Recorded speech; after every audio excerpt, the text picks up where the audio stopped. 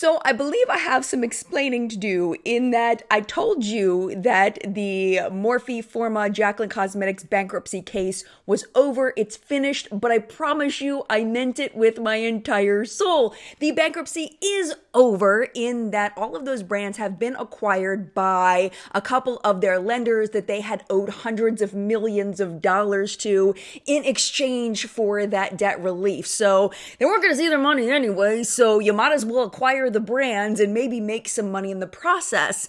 What we're dealing with now, which I genuinely did not think would be this interesting, is the aftermath of that. And one of the things that is happening is that Jaclyn Hill is now officially involved in the paperwork. All of the things that we were talking about earlier, where we thought Jaclyn's lawyers were going to show up, but then they didn't show up and all of that, it happened. The thing happened, and I have all the details for you on how it's affecting Jaclyn and Jaclyn Cosmetics and whether Jaclyn Cosmetics is even going to survive this. We'll get all into that. Then we have a very interesting ingredient story that was actually brought to us by one of our community members. I never would have found it without her. A brand advertising UV protection when there in fact was no SPF in the product. I have all of that story for you. And then when we get into the product report, so many new releases that came out over the past couple of weeks that I'm excited to share with you. Some weird, shady stuff going on and some ingredients that you may want to keep your eye out for in some new Pat McGrath products. So hang tight. We are getting into it right now. So let's get into this Jaclyn Cosmetics stuff because I am so curious to see how all of this is going to turn out because, as I mentioned in the intro, Jaclyn Cosmetics, along with all of the Morphe Forma companies, have been acquired by two of their lenders. And now the lenders can kind of do what they want with them. And one of the biggest problems with Forma brands is obviously the money was mismanaged very, very much. It was a lot of mismanagement, hundreds of millions of dollars spent without hundreds of millions of dollars coming in. So the new owners, of course, they want to make their money back and more. And then I'm assuming they will probably, if they can get it back doing well, that they will then sell it for even more money. So it's in their very best interest to cut costs as much as possible. And one of those costs is Jaclyn Hill herself. As we learned through the bankruptcy filings, Jaclyn Hill doesn't own any part of Jaclyn Cosmetics. She is a licensor and collaborator, and she was earning royalties through that position, but she was not CEO, she was not president, none of that, just a collaborator. So through that, we learned through new documents, she was earning a 15% royalty on anything sold through Jaclyn Cosmetics. And it seems like the new owners were not a fan of that deal. They have rejected the agreements between Morphe LLC and Jaclyn's company, Jaclyn Hill LLC. They also clarify in the documents just filed that once the closing date hits, the new owners will continue sales until they formally reject Jaclyn's contract. After what they call the rejection effective date, there will be a new agreement. Royalties will still be paid to Jaclyn under this new agreement, but unfortunately, us nosy people will probably not learn the terms of this agreement unless something goes bad and then more filings end up becoming public. It is very, very likely, in my opinion, these royalties will be significantly lower than what Jaclyn is used to. The reason why I believe this is because in a public statement,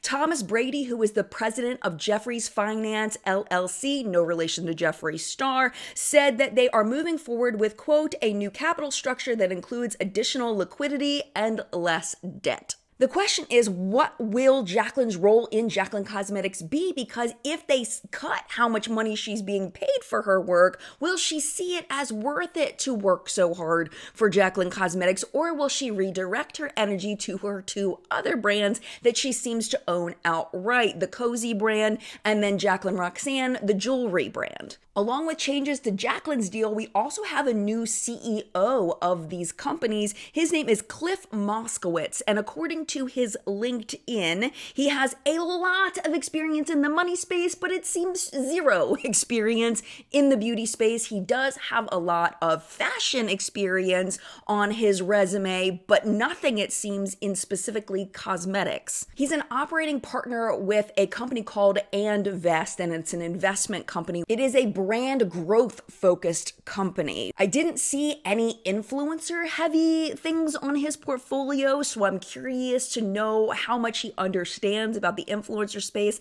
and how important the influencer space is to these companies specifically that he's now CEO of. He did have something to say publicly about his new role. He says about Forma, quote, "The company benefits from an innovative brand and marketing strategy, a strong portfolio including Morphe, Morphe 2, and Born Dreamer." And I had noticed omission of Jaclyn Cosmetics in there. He does include Charli D'Amelio's brand, which I believe is a licensing deal similar to what Ariana Grande had with REM Beauty, and then Morphe and Morphe 2. Morphe 2 also pushed by the D'Amelios. So it was weird, I thought, that he omitted Jaclyn from this statement, because it looked like from the financial statements that were released during the bankruptcy that Jaclyn Cosmetics was actually doing really well at the time. But maybe he just doesn't know what's happening with that company right now. And also Jaclyn keeps stepping in it like over and over and over again recently, and I don't know how that's going to affect her sales in the future. So maybe that's why he didn't mention Jaclyn Cosmetics, or maybe he just wasn't thinking about it. Maybe I'm just reading into it too much, but he didn't mention it. That's the fact. Speaking of Ariana Grande, I wanted to mention really quickly before we move on to the next story that she was able to acquire her licensing rights for that $15 million that we talked about in a previous episode. So now Ariana Grande and REM Beauty are not connected with Forma, Morphe, any of that anymore. She is now on her own, and I am hoping that this is a good thing for Ariana Grande and REM Beauty. I'm crossing my fingers for them. I really hope this sends them in a new and very good direction. There are still court documents coming in, even though the bankruptcy piece is over. I am only going to bring you information that I genuinely think is interesting. So I know some of you are so tired of this topic, but I cannot help but share it with you when I find the piece so interesting. But I would love to know your thoughts down in the comments, whether you're interested in this piece or not. So some shady business is going on over at a company called Bloom, and a member of our What's Up in Makeup Facebook Hunters group, her name is Kayla, brought this to my attention of what was happening over there in their email and how she let me just tell you what happened. Kayla is super in tune with blue light protection and how bunk it is, and how, just a regular sunscreen can protect you from any damage that blue light would cause you, and that sitting in front of a screen every day, unless your face is like against the screen, like if you're holding your phone against your face all day long for a long period of time, you really don't need a specific product for blue light protection, especially if you're using regular sunscreen. And Kayla knows this, so whenever she sees a blue light protection product, her, eyes perk up or her ears perk up, however you want to look at it. And she got this email and she was like, saw this and it said blue light protection plus UV, and noticed that there was no SPF mentioned. And usually as consumers, when we see UV protection, we're like, okay, what's the UV rating? What's the SPF? We need to know this information. So she reached out to the company, and it took a while for them to get back to her, but they did finally get back to her. And this is what they said. It is real weird. So they apologized to her for the delay that it took a while to get back to her. And I think it was important for them to look into this and give what they thought was an accurate response. We'll see what you think. They identify which ingredients are responsible for the blue light protection, and it's Cinnastol TC and Cottonese CA. I was like, what the heck? I've never heard of either of these. And y'all know I've been looking into ingredients for like 6 or 7 years. Like, I have never heard of these. So I looked them up, and the Cinnastol TC is an antioxidant. I could not find Cottonese CA anywhere across the entire internet. Like, not even Google Scholar has heard of this thing.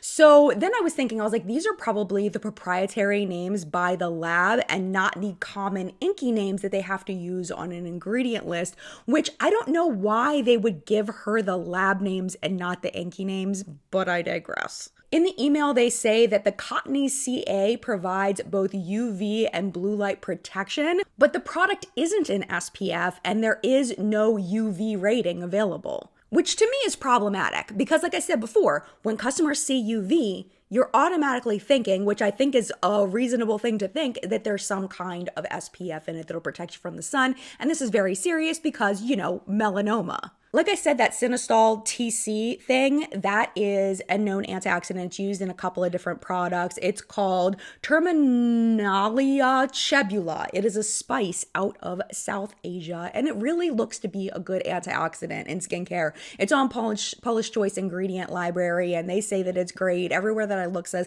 yeah, thumbs up, good antioxidant, which, like vitamin C, can be a nice addition to sunscreen, but it is not a replacement in any way. I still don't know what cottony's CA is, but what I did find in the ingredient list is Gypsypium hirsutum extract.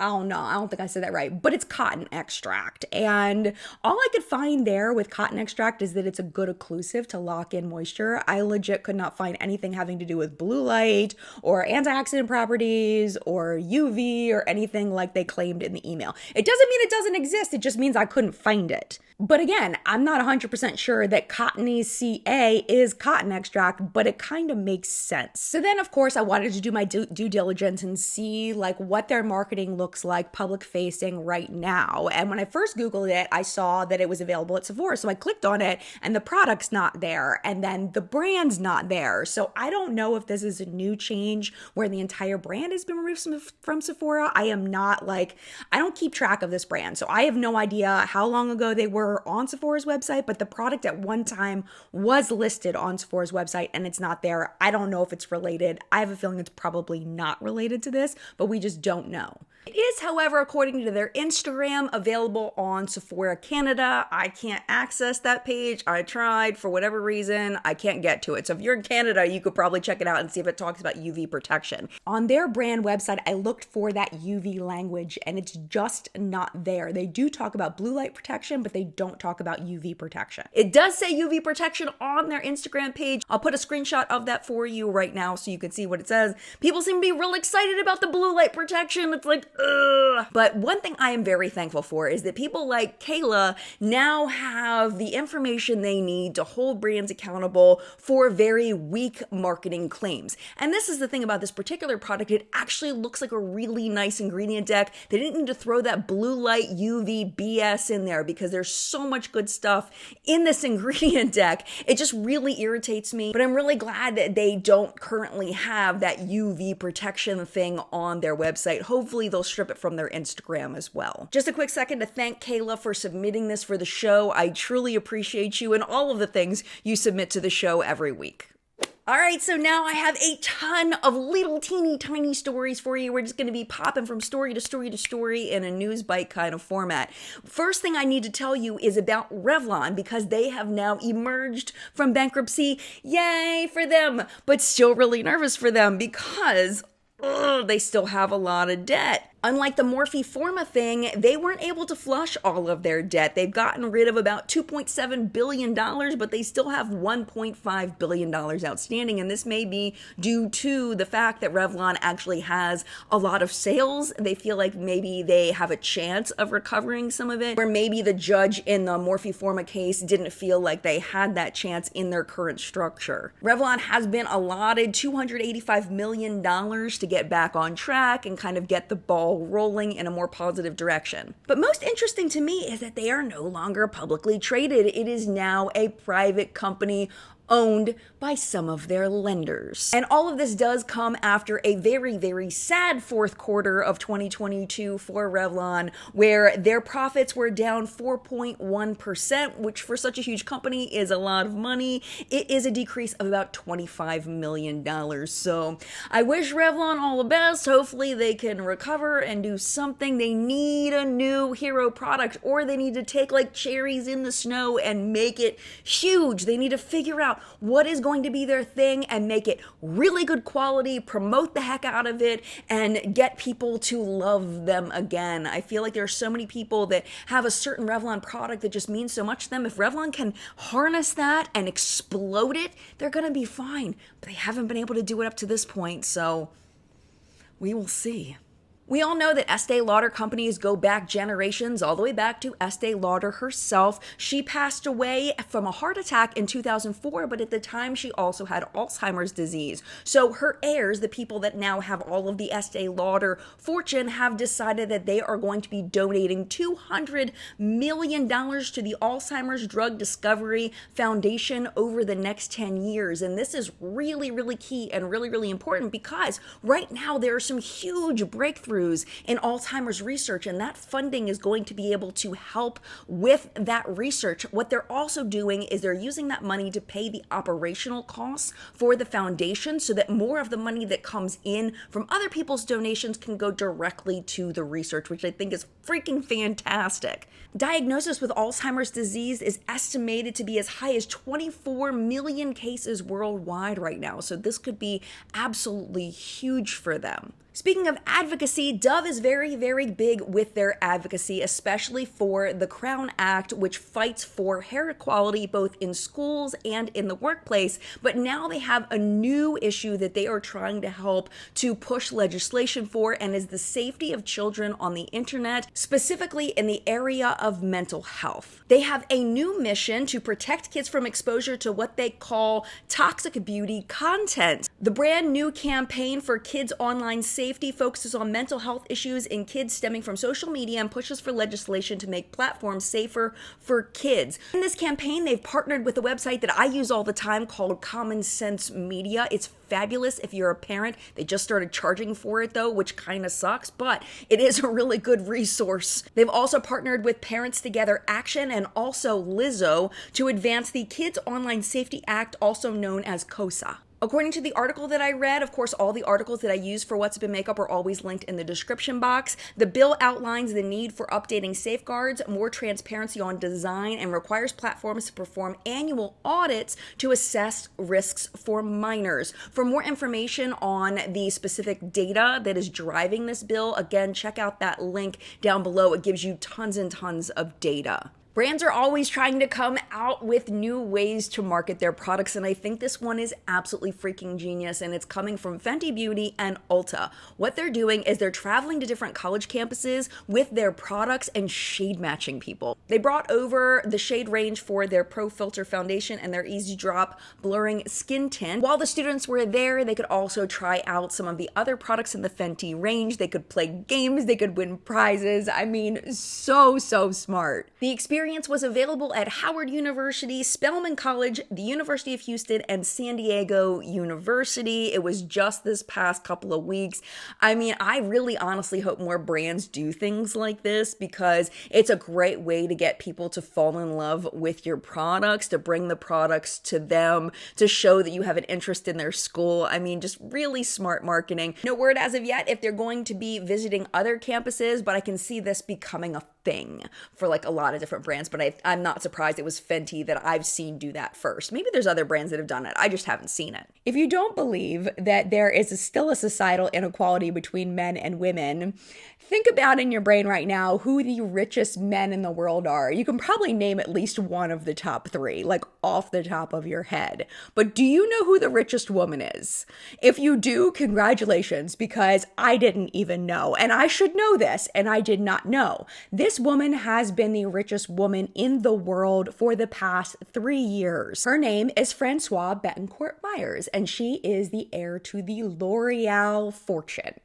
She is worth currently $80.5 billion, and she's grown this year. She's actually added $5 billion to that number just in the past 12 months. If you're curious about 2 and 3, Julia Koch is number 2. Walmart heiress Alice Walton is at number number 3.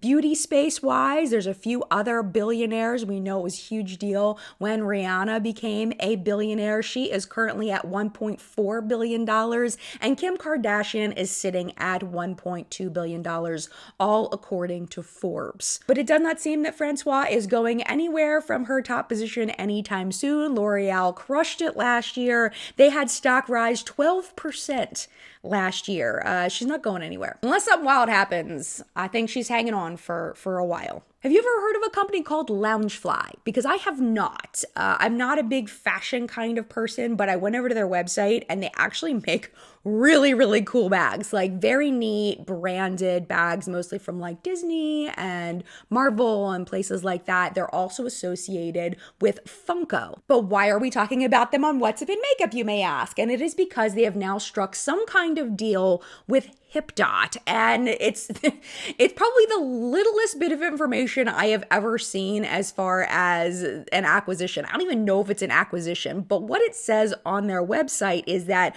quote, Loungefly is giving you even more ways to express your fandom. We are thrilled to share the clean, vegan, and cruelty-free cosmetics brand Hipdot is joining the Funko Loungefly family. I don't know if Hipdot's been acquired or if they're just going to start selling Hipdot on the Loungefly website or what, but some kind of partnership is going on there. If I learn more information, I will let you know. No matter what the deal is, it does seem like this is going to open some doors for Hipdot and make their process easier for doing collabs, because Loungefly has such a good, solid relationship with the Disney empire, with Marvel, with Pixar, all of that. So I'm very curious to see what Hipdot is going to come out with next. And then finally, we've seen a lot of collabs in the beauty space. We have seen collabs with, a company for chicken wing scented lip glosses. It was a real thing.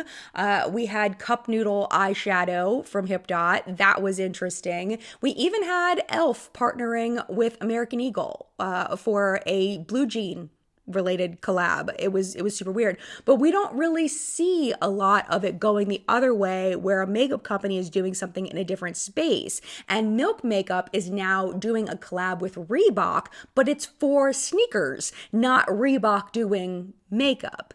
I'll be honest with you, the pitch for this is not engaging. Like, I don't know who wrote it, but this is what it says. Their goal is to, quote, create a line celebrating the brand's shared values of unity, sustainability, and inclusivity at the intersection of work and play. Are you asleep yet? Because like really, that's the best they could come up with? I don't know. But as far as the products, there's 5 vegan shoe styles in the collection, including revamped versions of Reebok's existing styles. The 5 styles include elements of deconstruction, geometric patterns, and bold red accents, as well as the Milk Makeup logo. Alongside the sneakers, there's a hoodie and also a bodysuit, $80 and $70 respectively on that. Like I said earlier, no makeup has been announced for this collab. It was available as of this past Friday in unisex and women's sizing on the Reebok website and select retailers, including Amazon. And, I'm not a fashion person. Y'all know this. I'm not a fashion person. I'm not a sneaker person. Like, I don't get it. But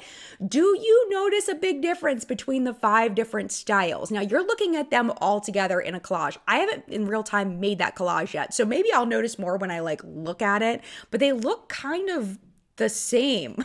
I don't know. I don't get it. And then I like the hoodie, but what's going on with the bodysuit? Like, I've never seen a bodysuit like this. Do you wear jeans over that or something? Or is it a wetsuit? What is happening here? I don't get it. I don't get it. Do you wear it out? Is it workout gear? Please explain, because I'm very confused. All right, my friend, it is time for the product report, and I'm so excited for this first thing I'm going to show you. I wish I had it in person. I'm sure it is sitting at my husband's studio. He has not been there in a couple weeks. As you know, we took a week's vacation to Las Vegas. We had a fantastic time. It was wonderful. I'm sure I will tell you more about it in a different video, but my point is I don't have this in my hands yet. And the other reason why I'm mentioning it is because some of the products I'm going to share with you in the product report have been out for more than 1 week because I missed a week. So Just so you know, like people are gonna be like, that came out 2 weeks ago. And it's like, I know I wasn't here. The ColourPop Alice in Wonderland collection. If you do not know, I'm a huge Alice in Wonderland fan. I named my marshmallow company for Alice in Wonderland. It is a thing. Not necessarily the Disney version of it, more the book and the 1980s movie that I watched a gazillion times on VHS.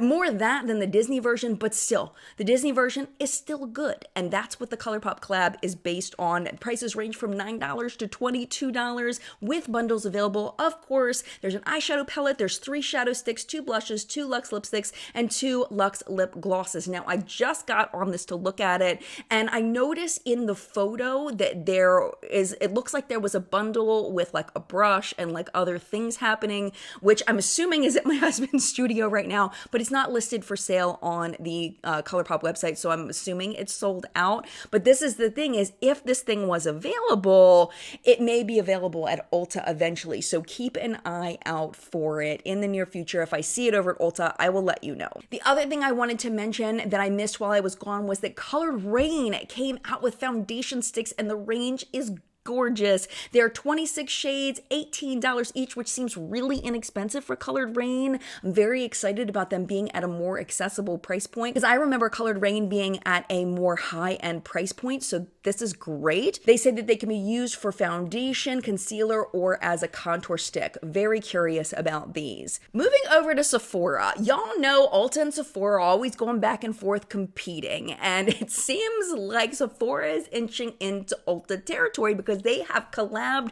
with Ardell lashes for some faux mink lashes. I mean, there's so many brands that were Sephora brands like Fenty and Rare Beauty over at Ulta now that, you know, it makes sense that some of the Ulta brands would now go over to Sephora. They're $12 each. They're described as a faux mink false lash with dramatic volume and multi-layered fibers featuring Ardell's Invisiband technology for a barely there feel. But what I'm curious about is how these are different than the faux mink lashes that they sell at Ulta. They cost $7 a pair over there, which is about half. And right now, because of Ulta's sale that's going on, they're only $4.89 a pair. So maybe they were just trying to like push them to a Sephora price point or something, or maybe there's like more layers to them that justify the price.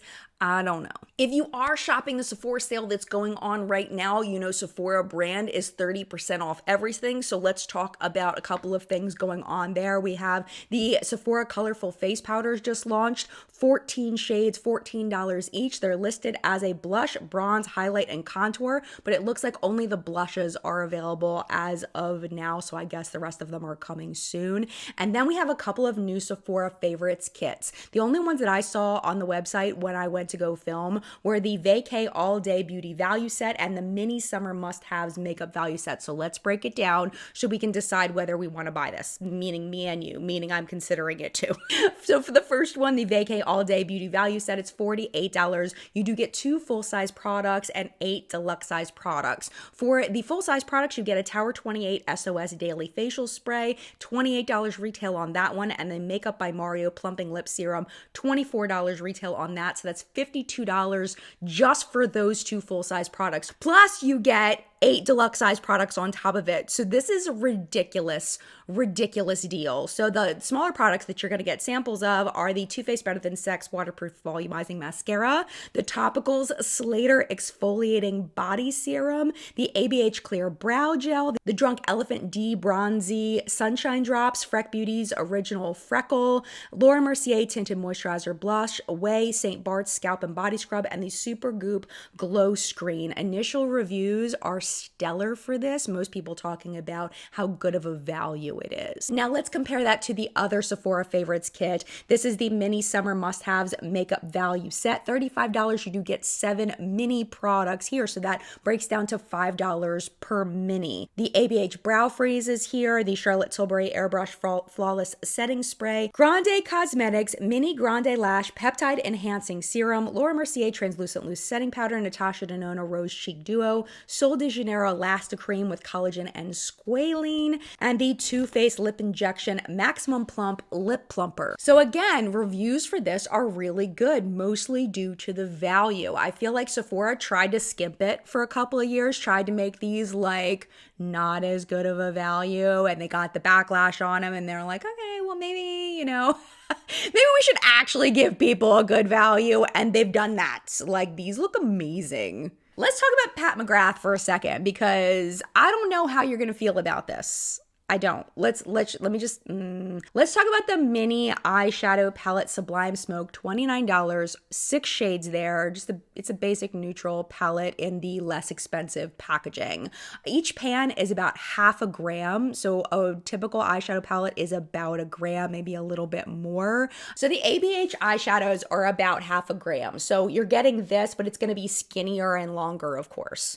My point in mentioning it is I just want you to be prepared if you buy it. The pans are going to be pretty small. And then the second product is the Divine Bronze Collection, which we had talked about that it was going to launch before I left. Now it's available. We have the eyeshadow palette, $58, 4 shades there. So I was looking at it, I'm like, okay, $58 for 4 shades, or you can get 6 shades for $29. How does that make sense? And the reason why it makes sense is because the 4-pan palette is in her more luxe packaging, and also the pans are much, much bigger. You get 1.3 grams in each of those pans versus that 0.5 in the other one. So you're getting like 10 and a half of the little skinny pans in this 4-pan palette. So that led me to looking at the ingredient list, and I was like, well, are they different ingredient lists? Is that why, like, is it one of them a cheaper formula, like a different formula?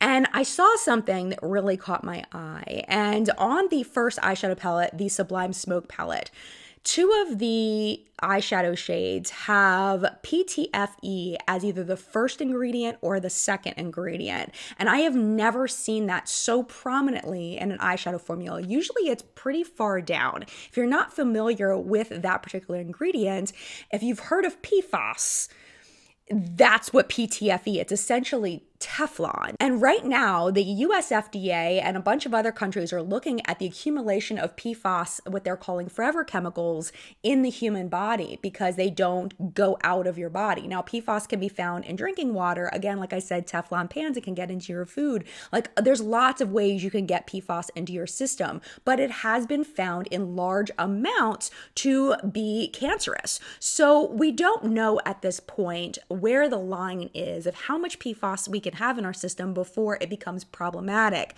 So for me personally, because it's so high up on the ingredient list, like, why would I buy that? You know, is that eyeshadow palette worth it to me to maybe have that be the thing that pushes me over to having too much PFAS in my system? You know what I'm saying? When there's just so many other options out there. Most people that are getting cancer related to PFAS are people that work in like factories and things like that. And I don't think anybody has been associated with makeup use. So I don't want to freak you guys out. I don't want to like fearmonger.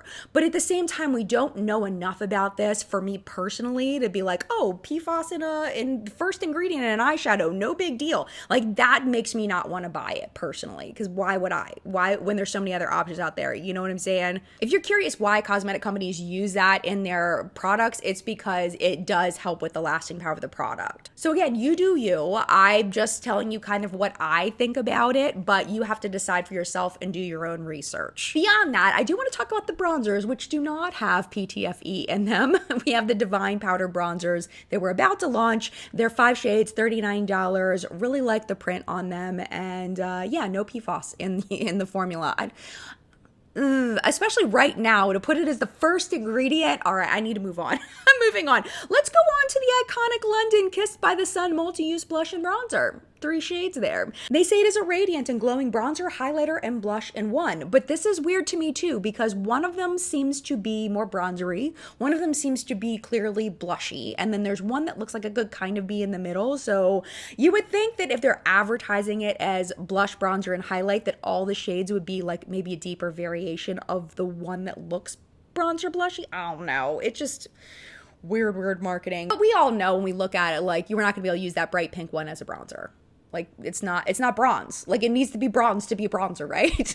One more thing currently available is the Tom Ford Liquid Lip Luxe Matte Lipstick. It's a new formula, 10 nude to red shades. They're $59 each. They say it's a long-wearing liquid lipstick that melts onto the lips, delivering vivid, high-impact color with a cloud-like creamy feel. So it sounds like they're adopting that more whippy formula, which is a little bit more comfortable for liquid lipstick wearers. So it's nice to see they're coming out with a formula like that. Now we have a bunch of products that are coming soon to Sephora, including a couple from Danessa Myricks. This is the one I'm most excited about. It's the Color Fix Eye, Cheek, and Lip Cream Pigment. It is their nudes collection. So this formula already exists, but this is a nudes collection. $18 each. There's 12 shades available. And what I like about the nudes is that it's nice to be able to use something like this as like a base. So you can match your skin tone and kind of mute out discoloration on your lid. They also say you can use them for eyeliner, which I think is super cool. Speaking of eyeliner, Danessa Myricks is also launching a pen liner. It is called the Line Work Paintbrush Waterproof Fluid Eyeliner, $18, and it is a brush tip, which is my favorite. So good to see that she's coming out with one of those. Also coming soon, the Beauty Blender Boost 18-Hour Firming and Smoothing Peptide Plus Ceramide Primer, $29. They say it's a cooling primer with firming peptides and ceramides that grips makeup for up to 18 hours and locks in hydration for up to 24. And looking at the ingredient deck on this, it does look like it's more for hydration. It looks more like a skincare product rather than a makeup product, rather than a primer, because the ingredients I usually see in primers don't really see in this. But I am not a professional in that area, so I could totally be missing something, but it really does look like nice skincare. And we all know when our skin is moisturized and hydrated that our foundation goes on nicely over top. I'm just not so sure that it's going to help makeup last longer. Two products are now available at both Sephora and Ulta right now. Let's talk about the Nars Laguna Talc-Free Bronzer Powder. And if you're like, Jen, Laguna's been out for like 64 years. Like, this is not new, but it is, my friend. The reason why it is new is because they have decided Laguna is no longer a shade. It is now a line. They now have Laguna 1, Laguna 2, Laguna 3, Laguna 4. They've made it available for many different skin tones, which I think is super, super smart. It's kind of like what Benefit did with Hoola. Super smart to make it available because everybody that knows Nars knows Laguna. So having a Laguna shade that matches your skin tone if the original didn't, I think that's super cool. There's 9 full-size shades. They're the typical $40 each, but they also have 5 mini shades for $19 each. And then from Grande Cosmetics, the Grande Brow Laminate Brow Styling Gel, $22. Love that this comes with a spoolie. Very, very cool there.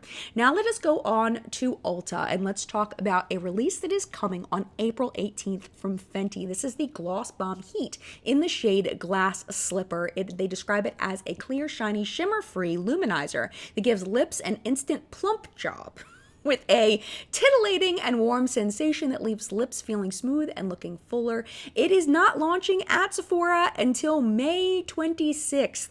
So a month and a half after it's at Ulta, it's coming to Sephora. So just so you know, if you're looking for it, that's where you need to go, or you can go to Fenty's website. If you missed my Benefit brow product video, you may not realize that this product has been discontinued. This is the Foolproof Brow Powder. This is gone. They no longer sell this. They have now officially replaced it with the Goof Proof Brow Filling Powder. It is just one shade there instead of the dual shade that they used to have. It is $22, but just a friendly reminder before you buy a brow powder, look in your eyeshadow collection and see if you have a powder that you could use for your brows, because you may be able to save yourself some money and just use an eyeshadow that you already have in your collection. There may be some differences as far as lasting power, but every time I've ever used eyeshadow in my brow, it's really been nothing different than a brow powder. So just something to keep in mind. And then at Ulta, they have a couple of things that they say are new, but it does not look like they are new. Or maybe they're just reformed. I don't know. Let me just tell you.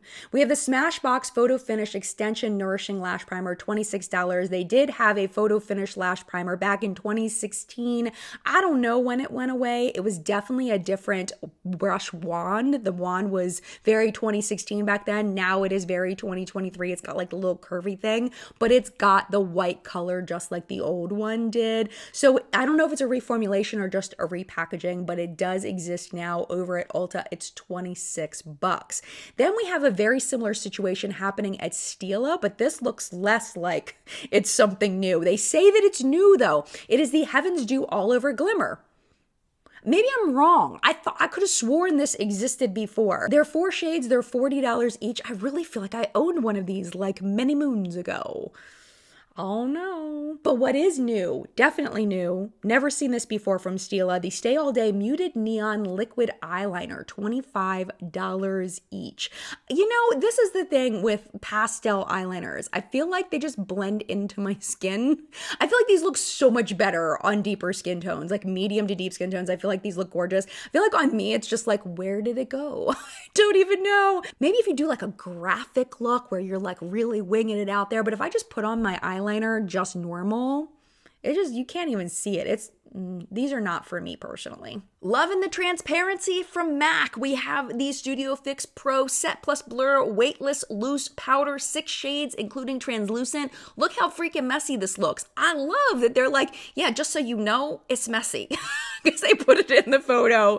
I love that for them. That's fantastic. They call it an ultra refined loose powder that sets makeup all day, instantly absorbs oil, and provides a photo-friendly matte finish with a 3D blurring effect. And I looked at the ingredients. It's got silica to absorb oil. It's got silicones in there to make your makeup last longer. Looks like the ingredients do back up the claims on this one. e.l.f. has finally released their Halo Glow Beauty Wands. They are $9 each. There's 4 shades of blush, 5 shades of contour, 3 shades of highlight on this product. Really nice marketing. They've done a nice job with it. I love the little window in there. Not the biggest fan of the spongy top, just because for cleaning purposes, I feel like sometimes those can get real gunked up and nasty before you finish the product. But that's really my only nitpick as far as these things go. I imagine they're going to sell really well just because they look trendy. They've got that look about them. What is not hitting me in that spot is the J.Cat Beauty Chaotic Elements palettes. There's 3 different colorways. There's Jungle Roar, Traffic Night, and Storm Stimulation. $14.99 each, 21 shades. And I looked at the ingredient list of this, and there's mineral oil in the formula. And that's one thing I've noticed about really, really inexpensive eyeshadow formulas, the ones that perform very, very poorly. Like when you go to Kohl's and buy like an off brand of makeup, or, you know, you get children's makeup, a lot of them have mineral oil and they just perform so poorly. And it's something that's consistent across palettes that have mineral oil, is they're just really bad. So I'm very sad to see, because I met the people over at J.Cat Beauty once and they were very lovely people, but this does not, I will not buy these. I see mineral oil and I'm out, because every time I've ever bought an eyeshadow palette with mineral oil, it's been bad. The other thing that stands out to me that's really weird is when you look at the formulas, there's clearly at least 2 formulas in here, probably lots more, but only 1 formula is listed as far as the formula for all of them, which is also a red flag for me. And then finally, also, I hate ending this on a down note, but I also am not super impressed with the new Buxom collection. This is the Summer Babe collection. There is the Plumping Lip Oil for $22. So far, reviews, people are not enjoying it. They say that it's too thin. Some people are complaining that they can feel grit of glitter within the product on their lips. Pretty much everybody's saying that they don't see any plumping involved. Looked at the ingredients, didn't see anything plumping, not even hyaluronic acid or something, like nothing in there. So that's really weird. They also have a glow stick, highlighter glow stick, $25, only coming in 1 shade. And then this Milani looking eyeshadow palette for $37. It's an all over bronze eyeshadow and bronzer palette.